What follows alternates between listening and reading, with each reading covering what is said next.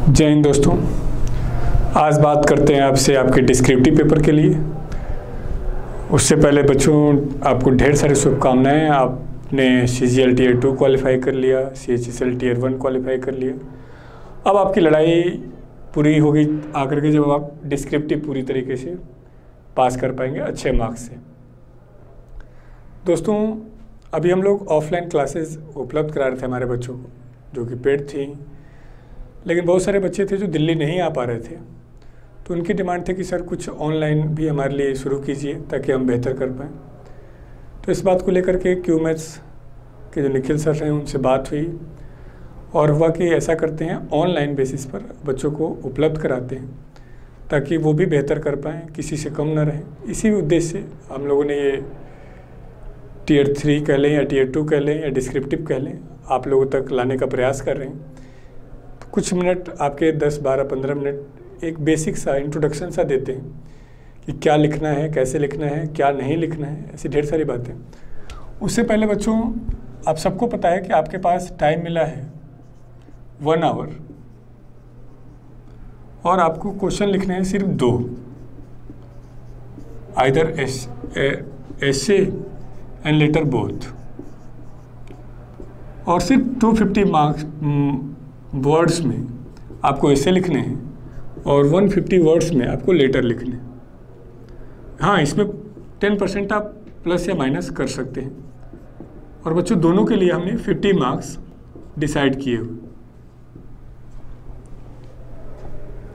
और बच्चों, बहुत आश्चर्य होगा आपको ये देख करके, समझ करके कि कई बार किसी बच्चे को इसी में 55 मार्क्स भी मिल रहे हैं, 49 भी मिल रहे हैं और किसी को 80 और 75 मिल रहे हैं। तो दो तरीके का व्यू है कि यार मार्क्स ऐसे ही दे देते हैं, और दूसरा है कि नहीं, जो अच्छा लिखता है उसको अच्छा मार्क्स देते हैं। तो मैं बच्चों दूसरे वाले व्यू को यकीन करता हूँ कि नहीं, यदि हम अच्छा लिख रहे होंगे, हमारे रिप्रेजेंटेशन स्किल अच्छा होगा, हमारे व्यू अच्छे होंगे, तो नो डाउट हमें बिना किसी संकोच के हमें अच्छे मार्क्स मिलेंगे। तो बच्चों, एक तो हम अभी डिस्कस करेंगे कि इससे क्या है, कितने टाइप के हैं, क्या लिखें क्या ना लिखें। उससे पहले बच्चों हमें सोचना है, समझना है इस बात को कि Tier 3 का पर्पस क्या है। क्या नॉलेज टेस्ट करना है, क्या हमारा व्यू चेक करना है, क्या हमारे बैलेंस माइंड को चेक करना है, ऐसे कई सारी बातें हैं। तो शुरू से बात करें तो बच्चों, आपको याद हो शुरू में CGL में इंटरव्यू हुआ करता था। तो हमारे जो प्रधानमंत्री जी हैं उनका मानना था कि नहीं, इंटरव्यू एक अच्छा तरीका नहीं है किसी बच्चे को जज करने का, तो क्यों ना हम एक बेसिक लेटर या एसे के बेस पर बच्चे के व्यू को एनालाइज कर पाएँ। इसी कॉन्सेप्ट से ये Tier 3 लॉन्च किया गया था। अब उसमें एसे लिखते समय में क्या क्या करना है, क्या नहीं करना है, ये सोचने की ज़रूरत है। तो बच्चों, हम एसे को जनरली कई कैटेगरी में डिवाइड कर सकते हैं। मैं यहाँ पर एसे को आपको 3 या 4 लेवल पे डिवाइड करके डिस्कस करना चाहूँगा। एक वो टॉपिक जो ट्रेडिशनल है, जैसे रिजर्वेशन की बात कर लें, वुमेन एम्पावरमेंट की बात कर लें, सोशल रिफॉर्म की बात कर लें, या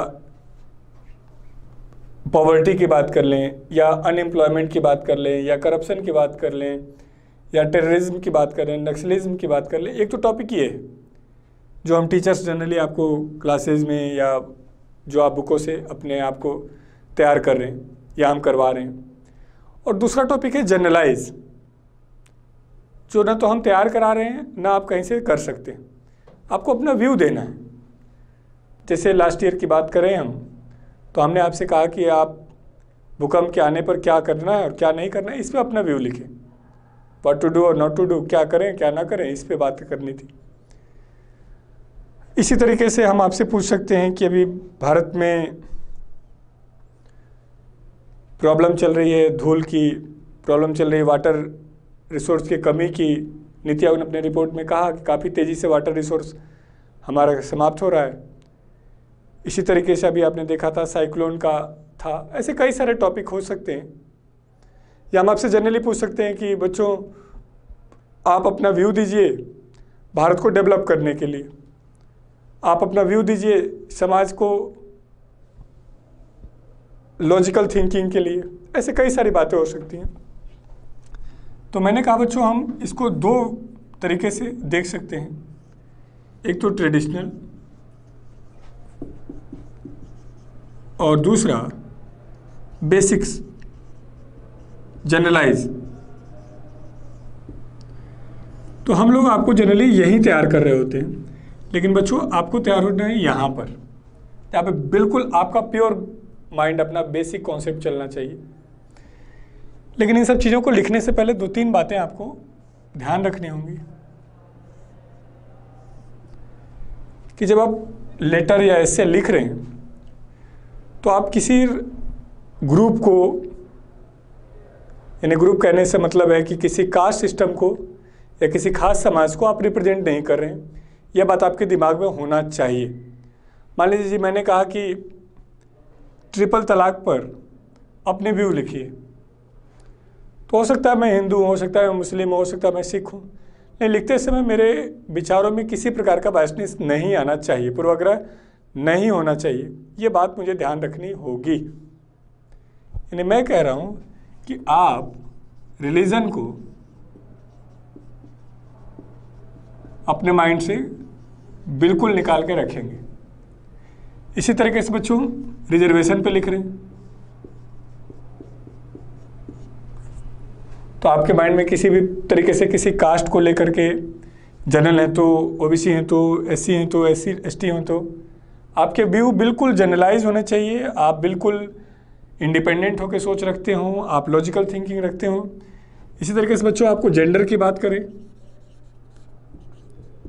क्या आप वुमेन रिजर्वेशन पे बात करना चाह रहे हैं, या आप वुमेन एम्पावरमेंट की बात कर रहे हैं, या महिलाओं की, या महिला ना करके समाज में जो सेक्स रेशियो कम हो रहा है उसकी बात कर रहे हो। ऐसे कई सारी चीज़ें हैं जहाँ पे आपको अपने व्यू रखने। मान लीजिए हमने कहा जी बेटी बचाओ बेटी पढ़ाओ पर अपना व्यू रखो, या बताइए कितना सफल रहा है या कितना असफल रहा, या बताइए कहाँ कमी रह रही। अब आप बिल्कुल कि नहीं जी ये तो कुछ कोई कार्यक्रम ही नहीं है, ये तो सिर्फ एक प्रकार से महिलाओं को कमज़ोर करने का माध्यम है, ऐसी ढेर सारी बातें। तो इस तरीके के जनरल वे से, निगेटिव वे से बचने की ज़रूरत है। और दोस्तों इसी तरीके से आप किसी एरिया विशेष, क्षेत्र विशेष की सोच से पूरी तरीके से अपने आप को फ्री रखेंगे कि जब मैं तो बिहार का हूँ तो यूपी के लोग ऐसे हैं, मैं हरियाणा का हूँ तो झारखंड के लोग ऐसे हैं, मैं नॉर्थ इंडियन हूँ साउथ इंडियन है। इस तरीके के व्यू से अपने आप को बिल्कुल अलग रखना है। जनरली मैं क्या कहना चाह रहा हूँ कि जब आप अपने एसे को लिख रहे हो तो आप इंडिपेंडेंट सिटीजन के रूप में, एक ऐसा सिटीजन जिसको हम देश देने जा रहे हैं संभालने के लिए, एक ऐसा सिटीजन जो बिल्कुल देश के लिए सोच रहा होता है, जिसके अंदर नेशनलिज्म है, लेकिन नेशनलिज्म के साथ साथ लॉजिक भी है, उस तरीके के व्यू से आपने एसे को लिखना है। इसी तरीके से बच्चों जब हम एसे लिख रहे हों तो सबसे जो खास बात ध्यान देने वाली है कि हमारे पास टाइम 1 घंटे का है और सिर्फ इस 1 घंटे में हमें सिर्फ और सिर्फ 400 वर्ड्स लिखने, 400 वर्ड लिखने। इसका मतलब है कि हमारे पास टाइम बहुत है। तो ये नहीं कि कोई टॉपिक आया और आपने लिखना शुरू कर दिया। आप किसी भी टॉपिक को लिखने से पहले आप उसकी फॉर्मेटिंग करें कि क्या क्या हमें इस वे में लिखना है।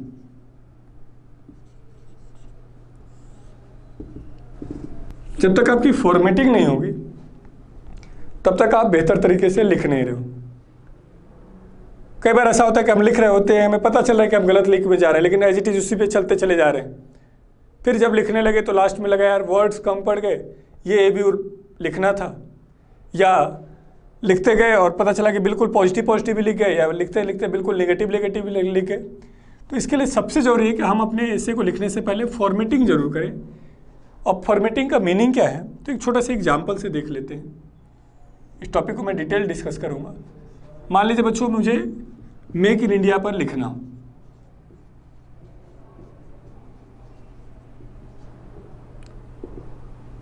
और मैं ये मान के चलता हूँ कि जितने बच्चे मेरे हैं जो Tier 3 या Tier 2 दे रहे हैं उनको basic concept make in India का पूरी तरीके से पता है, क्या होना चाहिए क्या नहीं होना चाहिए, ढेर सारी बातें। लेकिन प्रॉब्लम आती है कि लिखें क्या, कैसे लिखें कि मेरा मार्क्स सबसे अच्छा हो, क्या लिखें क्या ना लिखें। तो पहले यदि हम बात करें तो हम तो सीधे देंगे डिफिनीशन, परिभाषा, या मीनिंग क्या है, ये तो क्लियर किया जाए कि मेक इन इंडिया क्या है। और ये बच्चों बहुत ज़्यादा लंबा नहीं लेके जाना है, मैक्सिमम 2 से 3 लाइन या 20 to 25 वर्ड्स में समराइज करना है। हो सकता है आपको शुरू में दिक्कत हो इतने वर्ड्स में लिखने में, लेकिन बच्चों प्रैक्टिस आपको करनी होगी कि इसी तरीके से इसमें लिमिटेशन आए। दूसरा है कि इसका एम क्या है, लक्ष्य क्या है मेक इन इंडिया का, क्या करना चाहता है मेक इन इंडिया। तो आपको बच्चों ऐसा लिखते समय जब भी किसी टॉपिक को लिख रहे हैं तो उसके एम को 3-4 कैटेगरी में आप बांटे कि इस एम का क्या कोई सोशल एस्पेक्ट भी है, क्या सामाजिक रूप से कोई बेनिफिट होना है, क्या इसका कोई इकोनॉमिकल एस्पेक्ट है, क्या आर्थिक रूप से इसका क्या फायदा होने वाला है, पॉलिटिकल क्या एम है, या इंफ्रास्ट्रक्चर वाइज क्या फायदा है। इस तरीके से 4-5 सेक्टर में जब आप बांट करके लिख रहे होंगे तो तुरंत आपको एम को डिफाइन करने में इजी हो जाएगा। जैसे इकोनॉमिकल क्या है कि यदि इंडिया में मैन्युफैक्चरिंग होगा तो हमारे आपके लिए ये डिसाइड करना इजी है कि जॉब बढ़ेगा, इनकम बढ़ेगी, टैक्स बढ़ेगा, डिमांड होगी, सप्लाई होगा। दूसरा, यदि इकोनॉमिकली हम मजबूत हो रहे होंगे तो सोशली भी हम मजबूत हो रहे होंगे। इसका पॉलिटिकल एस्पेक्ट क्या है, क्या मेक इन इंडिया लाने में आगे चल के, हालांकि मुझे डिस्कस करना है टॉपिक आपको, डेमोक्रेसी का कोई रोल है क्या गवर्नमेंट की पॉलिसी का रोल है, क्या स्टेट विशेष को फोकस किया जा रहा है या सारे स्टेट को लेके चल रहे होंगे। इसी तरीके से क्या इसके आने से कोई इंफ्रास्ट्रक्चर में सुधार होगा क्या, ऐसे आपने एम वाइज डिसाइड करना है। इसके बाद बच्चों ये तो हुआ कि पहला हमने कहा मीनिंग या डेफिनेशन। कोशिश करें कि ये अगले पैराग्राफ में जाए और ये भी 30 वर्ड 40 वर्ड, मतलब ये एक बड़ा एस्पेक्ट आपका शो करेगा। फिर उसके बाद बच्चों दूसरा आएगा चैलेंजेस, चुनौतियां। अच्छा दोस्तों, जो मैं वर्ड लिमिट दे रहा हूं इसमें आप अपनी सुविधा के हिसाब से यदि आपके पास कंटेंट है तो बढ़ा सकते हैं, लेकिन कोशिश करें कि मान लीजिए मुझे सोशल भी लिखना है, पॉलिटिकल भी लिखना है, तो एक लाइन में 2-2 3-3 एस्पेक्ट को भी रख सकूं। मॉडल आंसर जब मैं बनाऊंगा अगले वीडियो में तो वहाँ पे आपको मैं क्लियर दिखाऊंगा कि किस तरीके से लिखना है किसी टॉपिक को।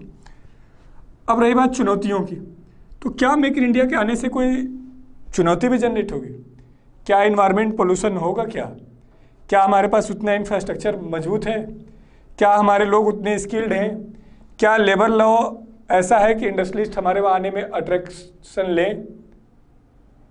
इसी तरीके से बच्चों इसको मान लीजिए हमने 50 वर्ड में लिखा, 60 वर्ड में लिखा, 30 वर्ड में, तो ये उसका लगभग 30 to 50% होना चाहिए, या ये कह लें कि एम को ज़्यादा रखना है चैलेंजेस की तुलना में। तो मान लीजिए मैंने इसको 40 to 50 वर्ड लिखा तो इसको 30 to 40 वर्ड लिखूँगा। अब बच्चों मेक इन इंडिया को चलाए हुए लगभग 2 साल 3 साल व्यतीत हो गए, तो अब हमें लिखना होगा कि इसका अचीवमेंट क्या हुआ, उपलब्धि भी कुछ रही या नहीं रही, हमने जो टारगेट दिया था वो अचीवमेंट हमारा हुआ नहीं हुआ, उसमें हमें कुछ डाटा यूज करना होगा। और फिर बच्चों लास्ट में हमें सजेशन या कंक्लूजन निकालना होगा कि मेक इन इंडिया एक अच्छा प्रोजेक्ट रहा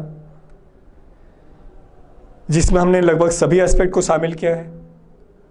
इसमें कुछ चैलेंजेस हैं, गवर्नमेंट उन चैलेंजेस को लेकर के बेहतर तरीके से कार्य कर रही है।